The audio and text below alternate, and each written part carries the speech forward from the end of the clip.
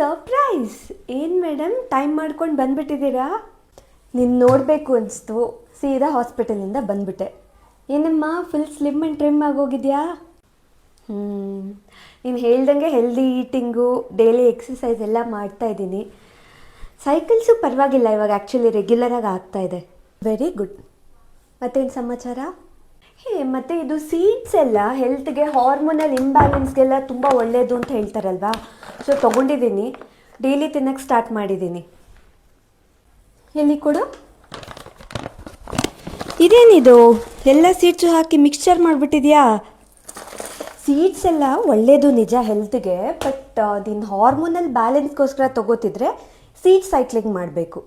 seed cycling ಅಂತಂದರೆ first day of ಪೀರಿಯಡಿಂದ ಹಿಡಿದು day 14 ಅಥವಾ ಡೇ 15 ತನಕ 1 ಸ್ಪೂನ್ ಫ್ಲ್ಯಾಕ್ಸ್ ಸೀಡ್ಸ್ ಮತ್ತು 1 ಸ್ಪೂನ್ ಪಂಪ್ಕಿನ್ ಸೀಡ್ಸ್